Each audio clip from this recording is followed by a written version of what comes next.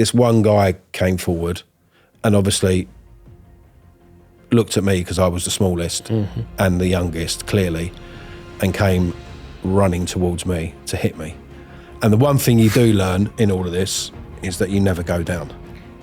Whatever you do, you go down and you are absolutely, completely and utterly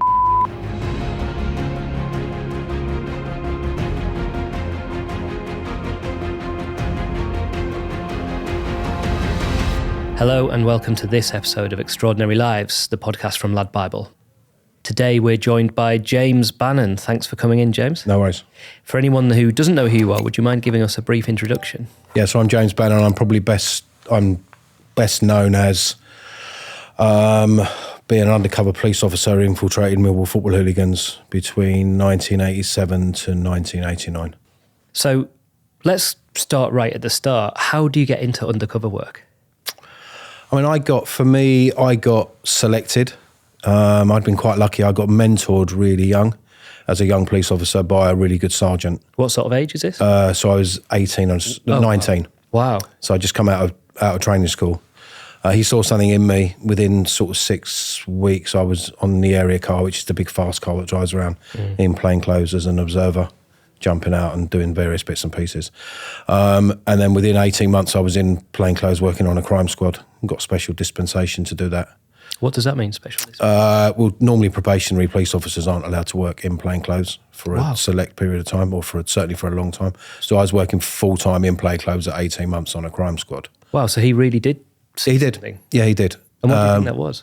I just think he saw something in me, and he took that and harnessed it, and I got elevated and was working on an estate within a year, living in a squat. But at that age, is that the usual age? No. People, yeah. It's really unusual. Yeah, no, it is. But it was, if you think about it, it's quite a shrewd move, really. It's because you wouldn't expect somebody at 19, 20 years old to be doing that. Sure. So actually it played to our advantage a little bit. And when you look back now and you say he saw something in you, what do you think that was? Like what ability do you think he saw? I think he just could see that I was pretty arrogant and pretty confident. Right. Knew my stuff. And with an arrogance and confidence comes, a bit of bravery and stuff. And I think there is that front of your head's not really sort of developed at that age properly. And, you do under the age of like 25 tend to do all the crazy loony stuff because your head's not quite understanding that actually this could go seriously wrong. And I think there was a bit of that going on too. That makes sense. So you get put in a squat. At that point, are you called an undercover officer? No, I was just called a plainclothes officer then. Right. I was living in that squat. I lived in that squat for 3 months. And when you say you lived in it, as in like you 24/7? No.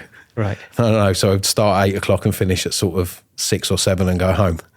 Right. It was a bit weird, but it worked. I mean, we were dealing with situations on an estate at that time. There was some big problems. So it was mainly stolen. So we were buying lots of stolen gear back. So at that point, was it kind of drugs? Is that what you were? There was not so much, but there were some drugs, but it was mainly stolen property at that point. Okay. At that time, so we were dealing with fencing, sort of ultimately. Okay, understood. I mean, that sounds frightening, and the thought of doing it as a 19-year-old sounds even more frightening. Was that something you felt, or no? It's just a job. And for me, and it was, it's like everything. It was just layers and layers and layers. So it becomes, you just become immune to it. You have your tricks and the way that you're going to get out of stuff. And as a result of that, it then rolled on and then moved on to working in a fully covert environment at 21. So that was that kind of like almost like a trial phase where they were seeing how good you were at it? No, I think it was just something that we chose to do at that time because we needed to try and sort it. It was the guy that I was working with, my mentor, ran the squad, and we chose to do that. So that's what we did. And so when you were in the squat, when you were on that job, were the people you were dealing with on a daily basis, did you see them as dangerous individuals, or were you not afraid of them? No, they were just people that are desperate and okay, and effectively were doing what they did in order to survive. Right, I see. The majority. I see. Not all, but the majority. So it wasn't necessarily a point then when you felt like you were in danger from the people you were?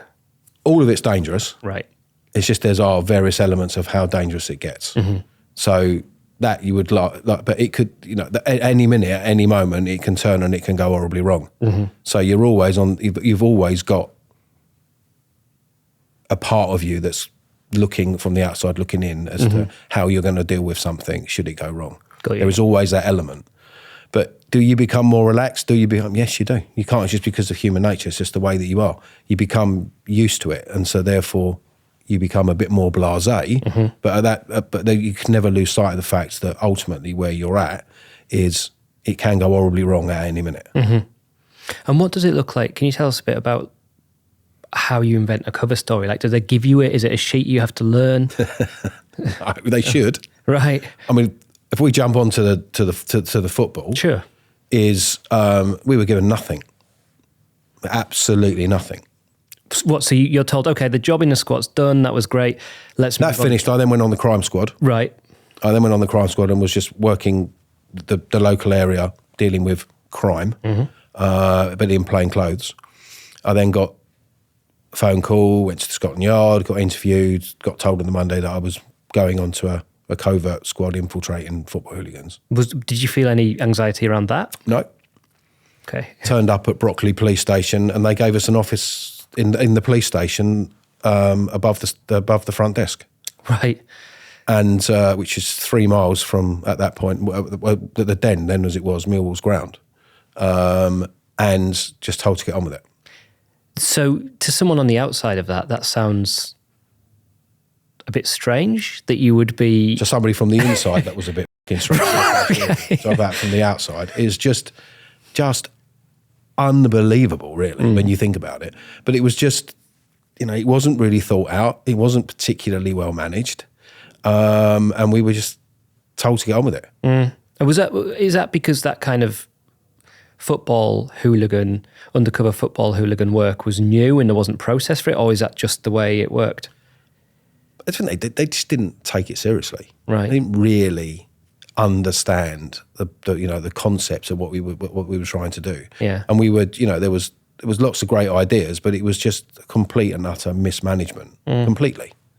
And they're asking people to go out to a football club, into a group of people, mainly all men, who've known each other really pretty much all their lives, and just turn up and it's like, oh, I'm Jim from Wandsworth, and you've never seen me before, you don't know who I am, but I'm a Millwall supporter and let me in your gang, and I haven't got anything to back it up.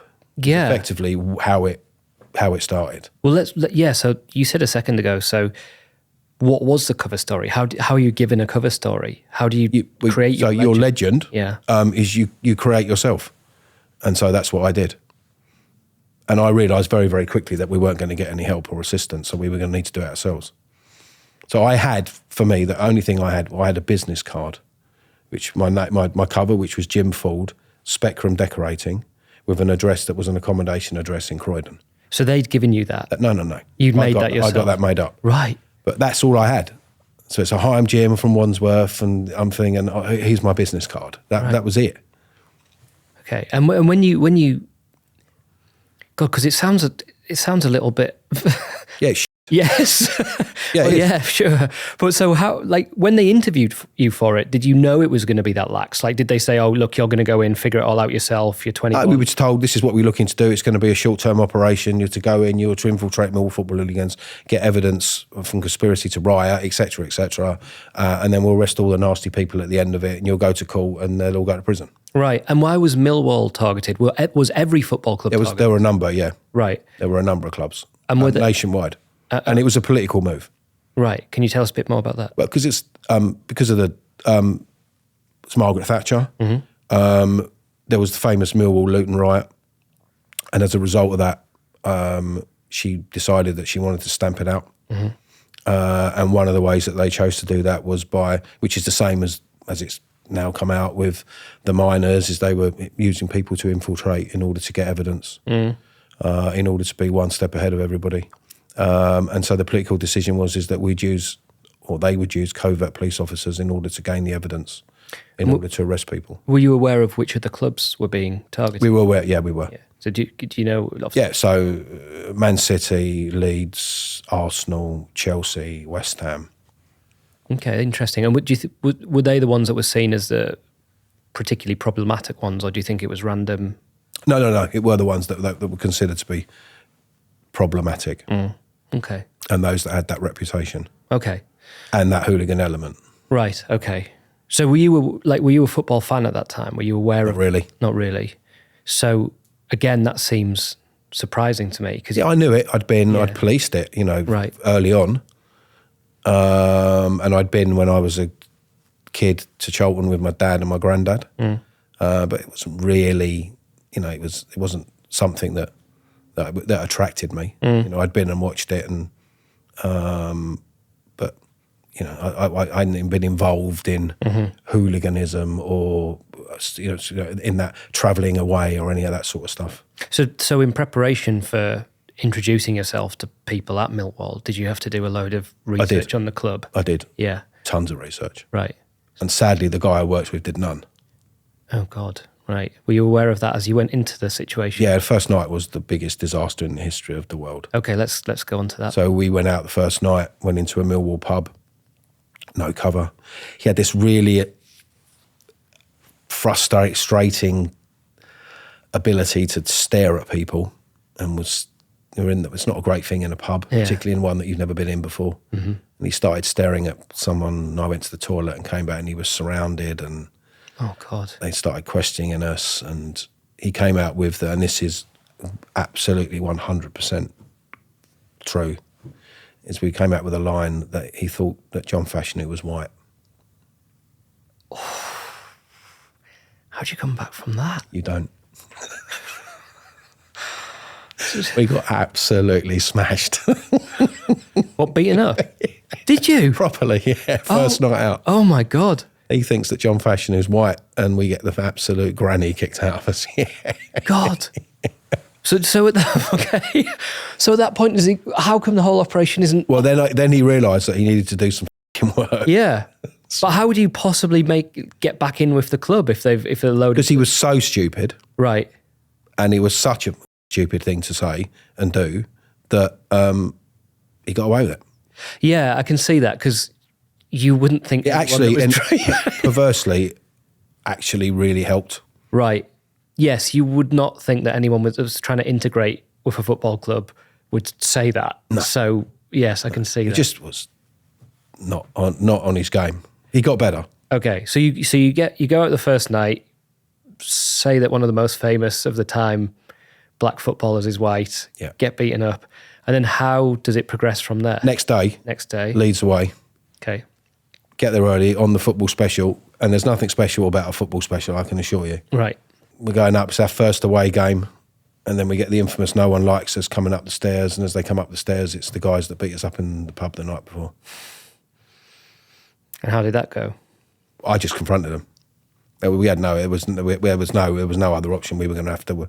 It was that was our moment. That was either we were going to completely and utterly fail, or we were going to have to take it head on, which is what we did. So what did you do? I just went up to them and said, what the was last night all about, etc. And then they started talking about it, and I just said, look, it ain't my fault. He's married to my sister. And the guy went, oh, married to the sister. Hang on, we've all got one of those. Right. Right. Okay, I understand. And then we got on the train, met up with the guys that we then ultimately spent the next 2.5 years with. And at that point, it was the beginnings of working into the group. Actually, one bit I just want to pick up, just for people who might not know, is you said when you came up at the stadium, you heard the chant, "No one likes us." Can you just explain what that was? So that's Millwall's anthem. So no one likes us, we don't care. And why do you think that is their anthem? Because no one likes them very much, and they don't really give a fuck. Okay. So that's why. Okay, well, it makes sense. Do you think anyone could train themselves to do that? Or do you think there's something... Yeah. No. So what is it that gives you the ability to confront a group of people that beat you up the night before, knowing that you are exactly the sort of person they'd want to beat up? Arrogance.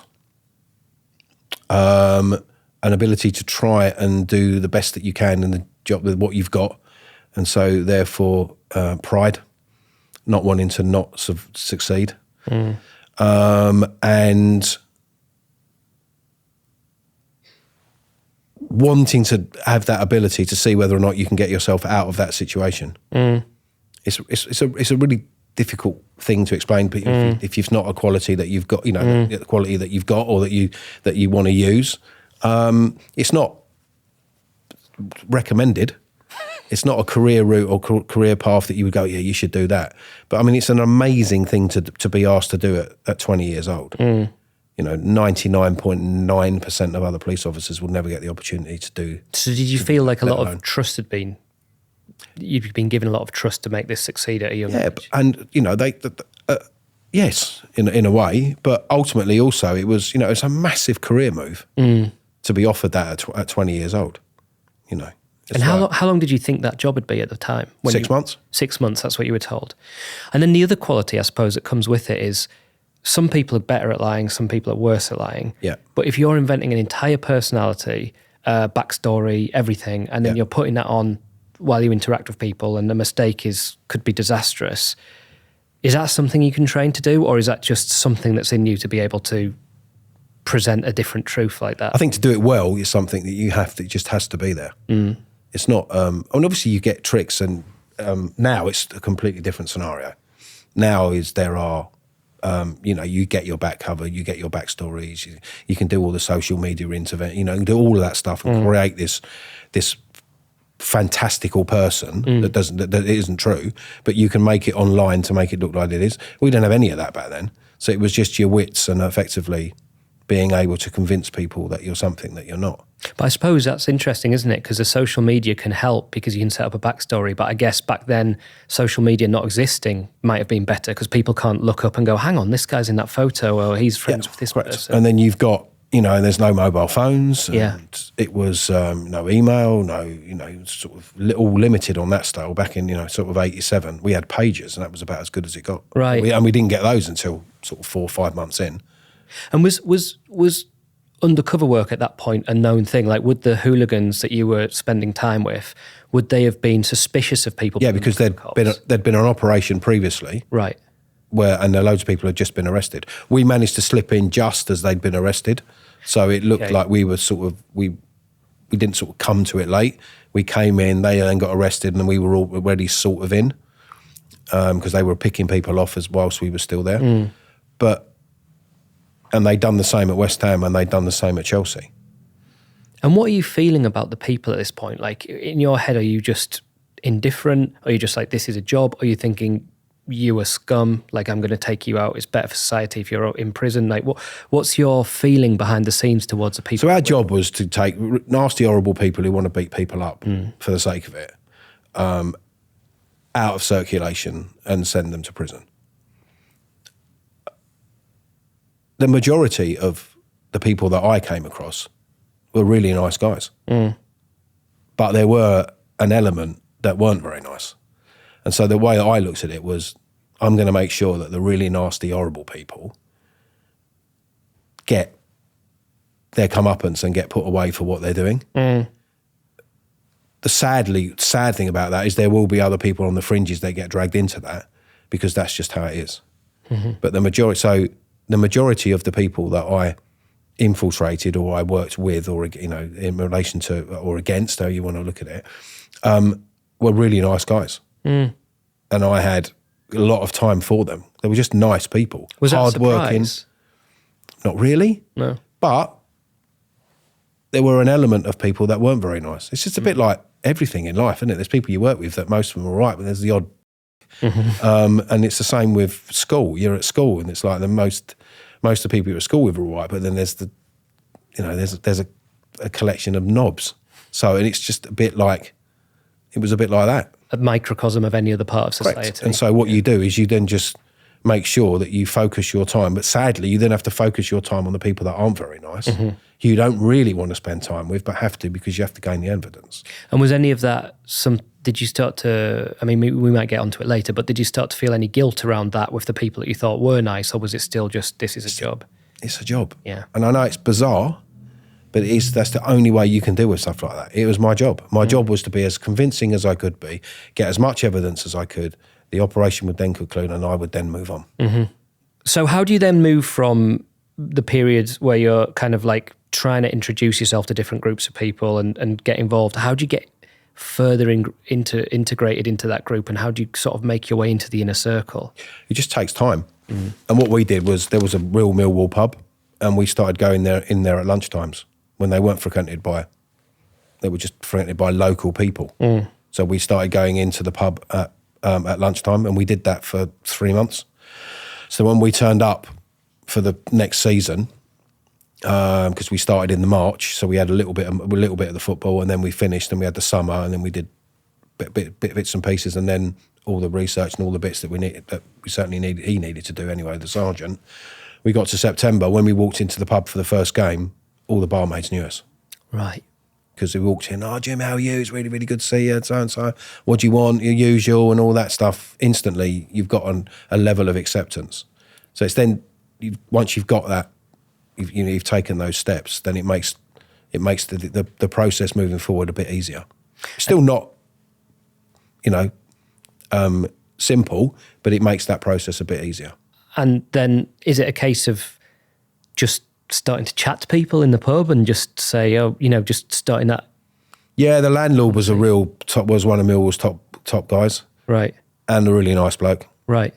And he had some problems with someone outside with nicking his garden furniture, and I got lucky. I ran out with him. We sorted it out. We got the garden furniture back, and I sort of got accepted on that level. Got you. So we were a bit lucky on that front. How does it work with, like, say you'd run out there, caught the guy, and the landlord had started to beat him up, and you're undercover and you're thinking, how does that, like, what level can you go to protect your cover? You go to whatever you have to go to in order for that to for you to do your job. I mean, there's levels, but ultimately it's really, really, really fine line. And again, it's a real head, because your head is going, you've got, am I going to get beaten up? Do I need to get involved? Because if I don't get involved, is he then going to think, why are you not getting involved? Do I not want to get, if he gets too involved, if he hurts the guy, am I then going to put myself in a position where it's just, you've got all of that going on, milliseconds making those decisions. And when you say it, I presume it's not written down anywhere, so it's up to you eventually to justify. Like if you had to... You can justify anything. Right. In relation to what you're doing. What would be my argument. It's about justification is, well, if I'd done that, I would... And that's sort of the problem. And certainly what's come out with certain other operations that have gone on over time is about, is it morally right? Is it, how far do you go? What are your levels? Is, you just have to take a view and make a decision at that time as to, what do I do? Like the famous one for me was the Crystal Palace guy on the train. Can we hear about that? Beaten up. So we're with a guy, had I known 8 months further, if we'd been 8 months, 12 months further on into the operation, then my reaction would have been different. But it was relatively early on. It's with a guy. He was sitting. There was a guy with a Crystal Palace badge on, sitting with his wife and his 2 kids, and we were with this guy that we just met, who was being vocal about wanting to go to London Bridge and have a fight and all that stuff. So we went with him, and he just attacked the guy on the train. Who was sitting with his family. He was sitting with his family. Punched him, kicked him, got him on the floor. I mean, completely unprovoked, completely unnecessary. And you're watching this, and he's in front of this guy doing that in front of his kids, which is, and as you get further, I got further on into the operation, no one would ever do that. It's just because the guy was a arsehole. Yeah. And what he should have done is jumped on him and given him a slap too. I said, what the f*** are you doing? Because it's just not it doesn't work like that. Right. And, but we were early on.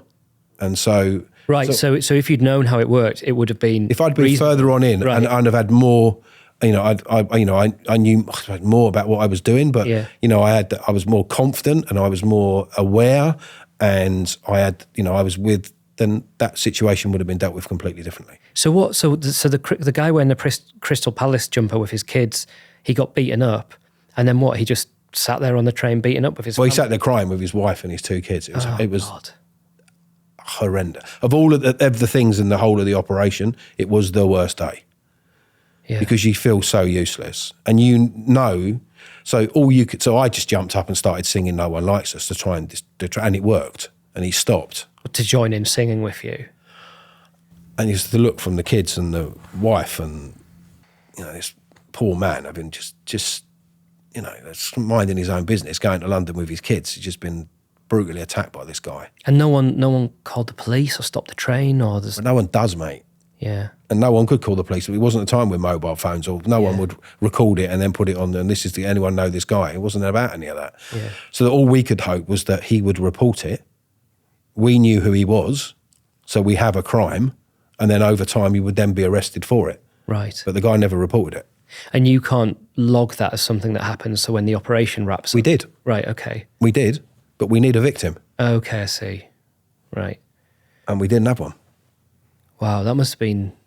Yeah, I can see why that was a hard moral. It was absolutely horrendous. Yeah. And there are days that you pick out where that you'll never forget. There are a number of situations and circumstances on the day that you just go, right, and there's 3 or 4 of those where you just think back and you go, right. Ones that stay with you. Yeah. Were there any situations like that, but where you felt in danger? Arsenal away, when we ended up in the North Bank, it was an FA Cup game, and I ended up just with a group of hardened Millwall in the Arsenal North Bank. Okay, so for anyone who doesn't quite get what that means, that means going in Highbury as it was then. So it's not now the Emirates, but it was Highbury. That's the Arsenal Stadium. So the Arsenal Stadium, Highbury, in the home end, so the Arsenal home end, and we're the away supporters, and there was 15 of us in the Arsenal North Bank. How did you end up there? Just the landlord from the pub and 14 other guys that were with him, and we ended up. Did they want to be there? Yeah, they were there. Yeah. So that was I didn't want to really be there, to be fair. but we had the situation where they're going, like, come with us. What are you going to do? So what, they just want to go to start They just fights? went in. We stood in the Arsenal North Bank, surrounded by 8,000 Arsenal, and they then start singing "No One Likes Us." Oh God! And then what happened? Well, the sergeant by that stage had f***ed off from the operation or from that day? from that situation. Right. He just was up the top and just went, oh, no, which was wise. Yeah. He got 'em. They started singing "No One Likes Us," and you're in the middle of it thinking, I'm going to die here. And they were big, grown men in their 30s and 40s. I was a 20-year-old guy in a pair of dungarees, thinking, right, okay, standing there. So what happened? Well, it went really quiet. And then the sort of crowd moved out. And then as we were singing, and then we stopped. And then this one guy came forward and obviously looked at me because I was the smallest and the youngest, clearly, and came running towards me to hit me. And then the landlord just took one step in front of me and just went and hit this geezer straight on the nose so hard that he almost did this somersault and landed and clattered onto the concrete terrace. And it was so bad that all of the Millwall and all of the Arsenal went as he hit the ground. And then these like 2 little guys came out from nowhere. It was like sort of, I spoke about this before, it was a bit like Ben-Hur. Just grabbed him by the ankles and the crowd opened up and they dragged him in, and then the crowd closed and then everyone just piled in. And then it was just a fight. It was just fucking free for all. And the one thing you do learn in all of this is that you never go down. Right. Whatever you do, you go down and you are absolutely, completely and utterly f***ed. So you just go, I was just windmills. God. And then ended up spilling out onto the pitch, got nicked. And because at that stage there were like 2 sort of people that police football.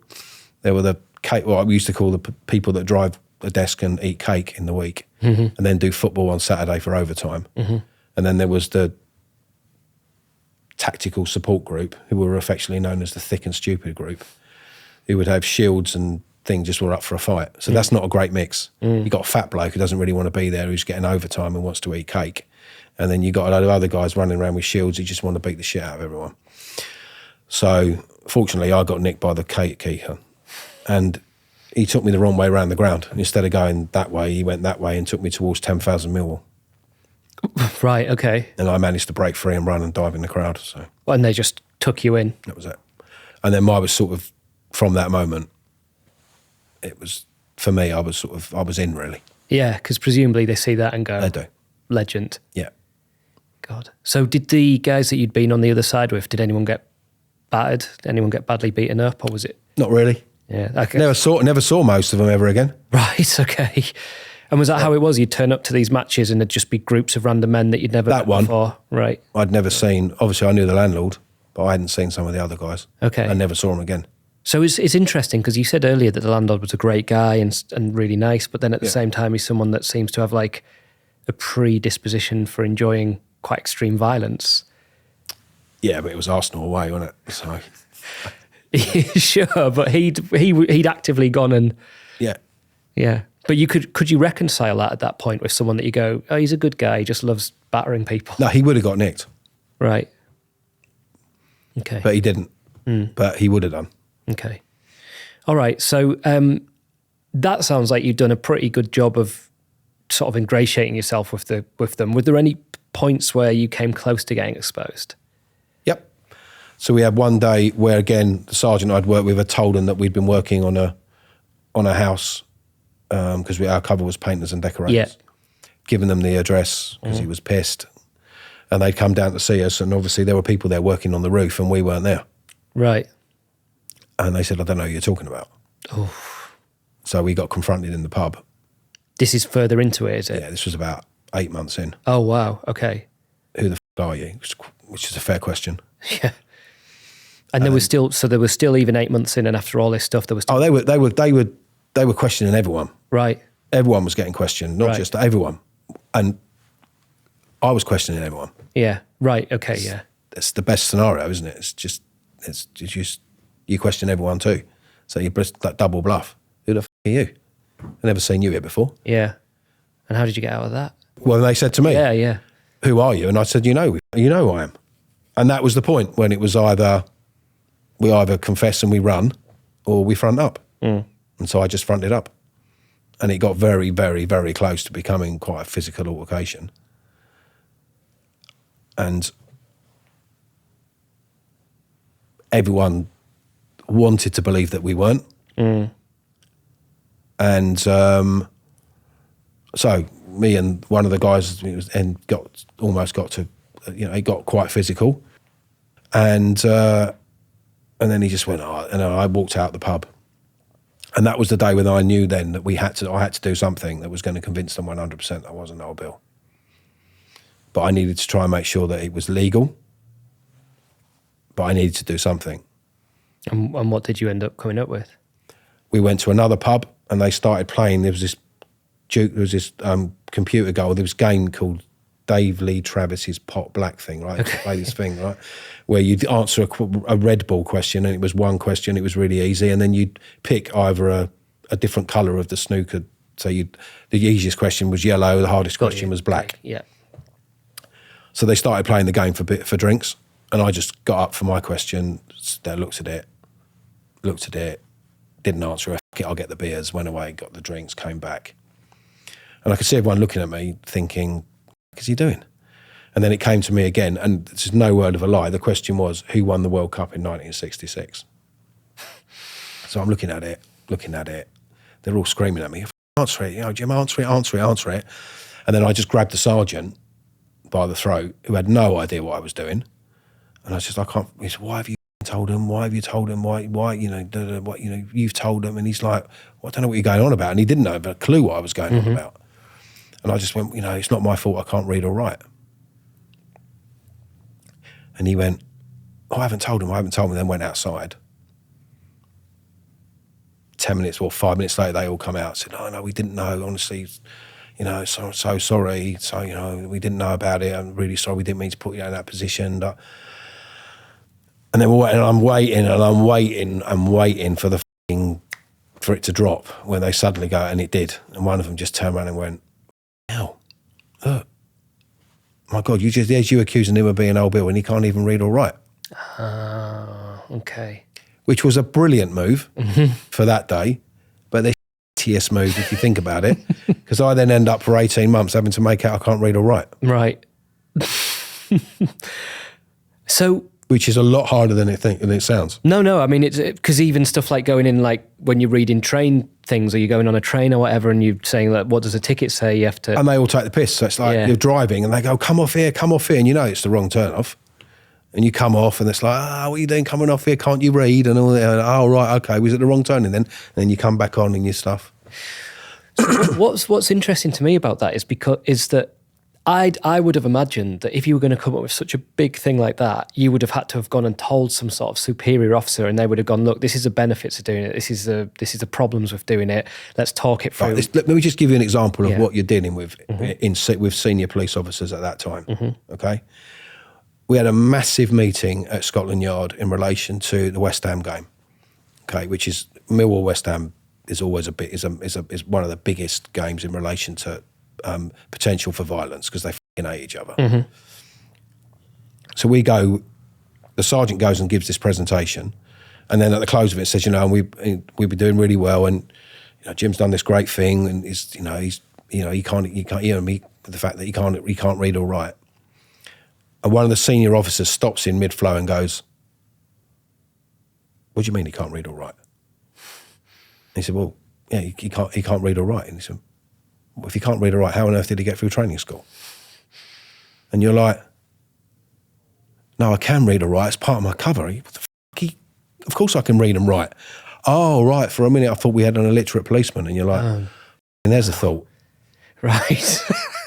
And that is genuinely the level of incompetence and people you were dealing with. And I suppose the lack of understanding about what you were doing. Totally. And you just come out and go, "We haven't got an open hell here." Right. No wonder we're walking around with a business card.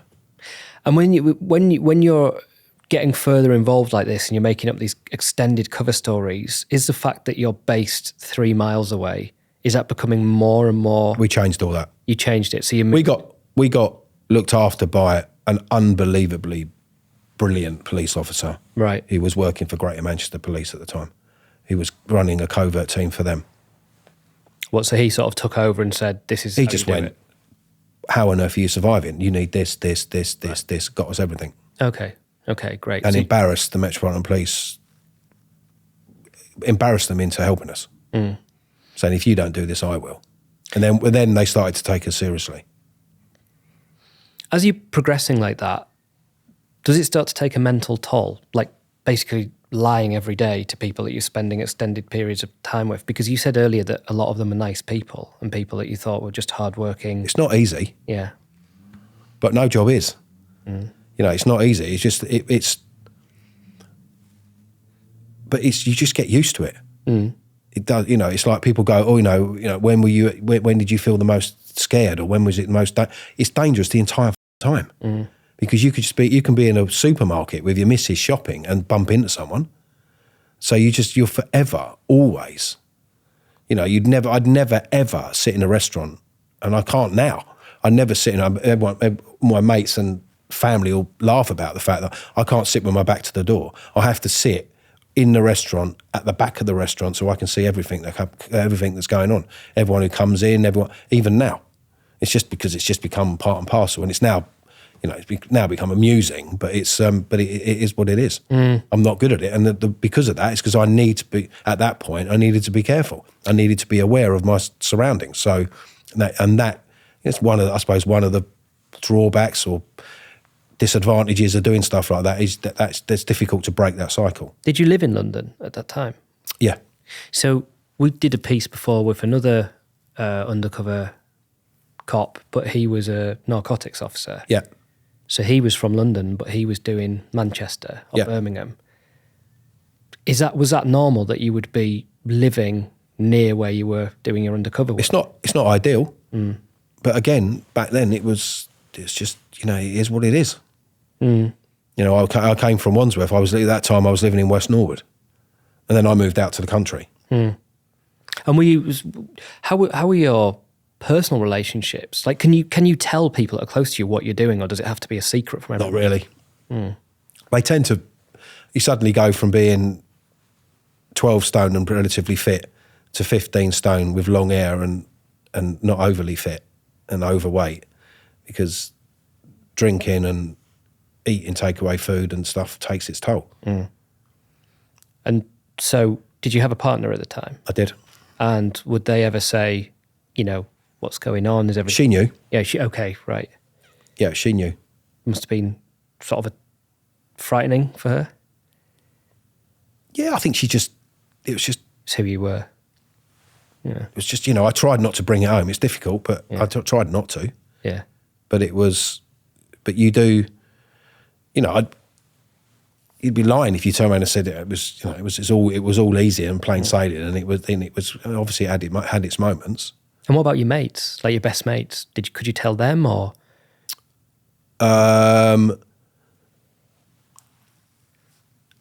Did I tell my? I didn't really have much to do with it. I didn't want to put them in that position. Yeah.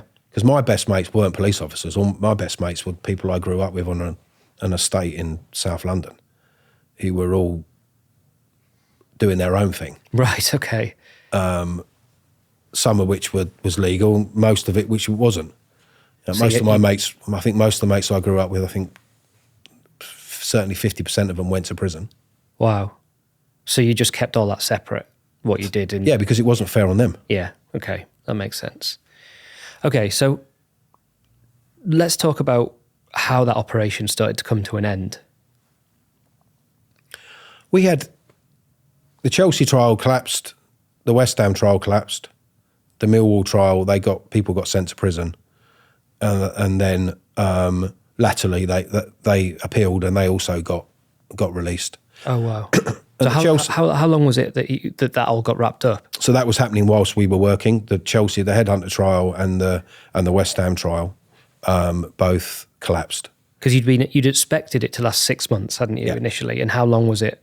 So we were 2 years. We were 2.5 years. The operation lasted. Wow. So we were just over 2 years in when it all started to go wrong. Okay, for the previous trials. Yeah, and the Chelsea trial and the West Ham trial collapsed quite rightly because the police officers lied. They made it up because they hadn't managed to do their job, so they made it up. Oh no! And they got found out. They've got people at being involved in disturbances and fights and stuff they've got video footage of them at a wedding. So they couldn't have been at the football because there's a video of them you then put into question all of the other evidence, and it then started to just unravel, and it just fell apart. And so both those trials collapsed, and then it started to become about not losing face. And again, it was from what we understand, a political decision where they just went, they need to stop. So they didn't even bring it to trial. But so what happened to the body? Got a phone call, mate. We were sitting in the office. Yeah. We were going on an away match on the Saturday. We got a phone call on the Tuesday saying to the sergeant, and he answered the phone. He went, right, okay, well, right, fine, I'll let everyone know. He put the phone down and he went, we're done, we're finished. Operation's concluded. Whoa. After 2.5 years? Yep. I mean, how did that feel? Pretty like disappointed, angry, sad? What was the... All of those. Yeah. I mean, at the time, I remember at the time that my main annoyance was the fact that Millwall were actually in the first division and doing quite well, and we weren't going to go and get to watch much any more of the games that season. That was one of my first reactions. Yeah, and then they decided that no one was going to be arrested. Oh, they weren't even going to try and act on any of the... It was just concluded overnight, done. But how could they justify that? The money that has gone on the whole operation? Ask them. So no explanation, just it's over, we're not arresting anyone, get out. You're not to go back to Millwall, you're not going back to Millwall, you're to have 2 weeks off, and then for me, you're to go back to Orpington and drive a Panda car. Okay, hang on. So 2.5 years of your life has gone into this, and they just say you don't go back ever again. Yeah. And you're going back just to a regular... To Orpington to drive a Panda car. To anyone who doesn't know what that is, a Panda car is a police car in the UK. But so how do you So was that it, or did you extract yourself somehow? Did you make up a cover story for leaving? Did you say It would make sense, wouldn't it? That was it. It's done. So you just never went back? No. That was it. Did that not feel like, in a weird way, at that point, like a big part of your life had just been lost? Like the people you were seeing every day? What it did is it made me realise at that point that I need to be in control of my own destiny, and that I need to put myself in a position where no one is ever going to make a decision about what I'm doing that I cannot be in control of. That's what that did. Where I went, right, learn from this. I'm 23 years old. I'm going to make sure that I never put myself in a position where somebody is going to be able to tell me that I can't do something, or that I'm going to be stopped from doing something because of the fact that they haven't got the arsehole to push on with it, or somebody else somewhere has decided that we're not going to do that anymore. So I guess you didn't drive that Panda car? I fucking left, that was it. I was done. 6 weeks and I was out. Which was, out of all of the decisions about working undercover and doing all the bits and pieces, was the bravest decision of the lot for me, because it's all I'd known since I was 18 and a half. I got to what I considered to be an elite officer doing stuff that the majority of other people will never get to do, for it all to be concluded on a phone call. And at that point, were you seen as an elite officer, or was the whole thing seen as a slightly embarrassing, let's not talk about it anymore? Yeah, that's how it was seen. Right. So did you feel quite betrayed by the force at that point? I think we all did, to be fair. Yeah. Although the other 3 guys all stayed in. And just got repositioned in different areas? Yep. Wow. The sergeant went back to Lewisham as a desk sergeant, which is 1 mile away from Millwall's football ground. And did anyone ever get in any... Yeah, they did. So one of the guys got nicked and came in, and he was there in uniform to charge him. And came in and went, "What are you doing here?" And he said, "Well, really sorry, I'm a policeman." And he looked at him and went, "So I wouldn't want to be you when Jim finds out." Because he still believed that I was Jim from Wandsworth who couldn't read or write, even though he was looking at the guy that I did it with. And as I was standing there as a policeman in uniform, yeah. Do you think they all eventually found out They did all find out. who you were? Yeah, they did. How do you think they would have processed that? I met one of them. So I was doing a film for Channel 4, and I went, because again, I thought they wouldn't recognise me because I'd lost so much weight, and I went back there I was doing a film with for Channel 4, and I went back with a couple of the actors, and I bumped into one of them, and the 2 actors absolutely shit themselves because they knew what I'd done, and then all of a sudden one of the guys, and he just went, "What are you doing here? You on Brave pills or what?" And I just went, "Well," and the guy I was with was quite a famous actor, just went, "Oh, no, we're acting, you know, we're just, he's an actor." Yeah, we know who he is, mate. He said, "We've been watching you," because I became an actor, and said, "We've seen you in doing stuff, and we saw your episode of The Bill, and we did this, but we don't really think you should come back here anymore, because some people won't be quite so pleasant if they see you." Do you still, at that point, when we talked about you as a younger person, sort of not feeling the fear that I think a lot of people would have felt, as a slightly more mature person going back to that situation and being confronted, was it the same deal, or are you in a place now where you would think, "Oh, shit"? I've been Millwall a few times. Yeah, it's just, no one got nicked. It was a job. No one got arrested. Nobody got sent to prison. I was just doing my job. Some people have a problem with that, which is their right. I've met with a few of the guys. I did a one-man show based on I wrote a book about what I did. And then did a one-man show on that, which was really successful and did really, really well. And a couple of the guys, or a few of the guys that were involved came and saw it, and I had chats with them afterwards. The landlord, you ever seen him since? No. How do you think he'd feel? I don't know. Apparently, somebody said he found it highly amusing that I'd managed to get away with that. And then they didn't have a desire to sort of seek me out. No, you're not following each other on Twitter or anything like that. Not that I'm aware of, no. See, if you were walking down the street and you saw him, just the two of you facing each other, would you turn around and go down a side street, or would you be like, oh, all right? How would you feel about bumping into people from that? I wouldn't have a problem with that. I haven't got a problem with bumping into people. I've got no shame about what I did. I've not got there's a lot of people that would have a problem with it if you want to put it in their face, but I never would not look to do that. I'm happy to have a conversation with anyone about it. It's just, it was a job. It's what I did. I was 21 years old. So ID was a film that, am I right in saying it was made about this operation? Yeah. And how did that come about as something people were aware of? Because presumably at the time, if the police were kind of trying to just cover it over a little bit, how did that ended up becoming a film script? So I was doing a play. I was doing a second season. So I was doing Sarah Kane, who was a famous playwright, who sadly is not here anymore. I was doing a collection of her work. She was directing me in some work. And her partner at the time was a guy who's a writer, and he had a conversation with me about writing down my story and said you should write it down. So I went back and wrote it, and gave it to him, which was the original story, and then he wrote, based on the original story, he wrote a treatment which he gave to a number of film production companies, and everyone wanted it.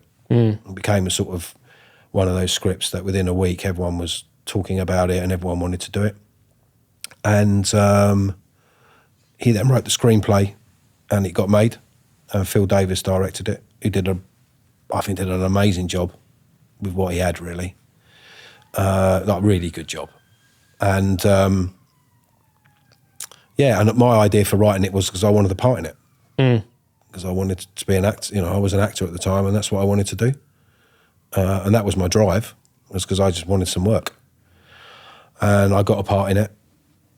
And then the day before they started filming, they told me I couldn't be in it. Oh, right. Because everyone was portraying the film as a piece of fiction. They didn't want anyone to know that it was true. Okay. Because at that time they were nervous about what the police would do, and whether they would accept it or not. So try and close it down. So they made out that it wasn't true, even though it was. Parts of it were factually correct. Not a large part of it, certainly the drive of the story. So I ended up with the film being made, nobody really knowing that it was about me, and not being able to be in it. Disappointing. Yeah, hugely.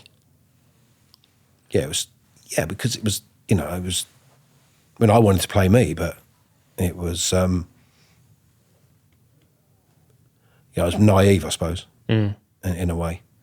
But lots of people like that film. It became like a cult classic, didn't it? It has, yeah, no, it is. It is lots of people quote lines from it and know it and are now aware of the fact that it is, and it's quite a cool thing to have a film made about you by the time you're 30 and you're not dead or in prison. So I suppose there's quite a good thing to have, I suppose. It's just that would it have been the film would have made? No. There's a, spoiler alert, but it has been out for like 30 odd years, so yeah. I don't think it's too bad to give a spoiler. But the end of the film sees the main character basically losing his mind, essentially, doesn't it? Like you can't. It's sort of ambiguous at the end whether he knows he's undercover still or if he's completely lost his mind and gone into that side of it and become a football hooligan, and now that's what his identity is. Talking to you now, you seem like someone who's got like a very strong sense of yourself. And so it doesn't seem like something that would have happened to you. But do you think people in that position could have been affected in that kind of a way? Yeah, it's a film. And I can see why the guy who wrote the film chose to go that route. I didn't agree with it at the time, and I don't agree with it now. But then that's because I'm just looking at it from having had a personal experience. But yeah, there are a lot of people that go into that work in that environment who don't come out of it quite as fortunate as I did. And where do you, in terms of you and your relationship with, are you able to watch football anymore? Or, I'm much more into rugby, mate. Okay. And when you look back now over your life and the experiences you had, and I know that you had a lot of experiences post that job, but when you look back at your life, like, what's something you think you've learned? Like, what's your life taught you? Trust yourself. Don't be afraid of taking a leap or a chance. And be mindful of others, so effectively treat people how you want to be treated yourself. And because there are lots, and you can f a lot of people up on the way up, but you're going to need them when you come back down, because everyone will always come back down. At some point. You're going to do something, and you're going to falter, and you're going to come back.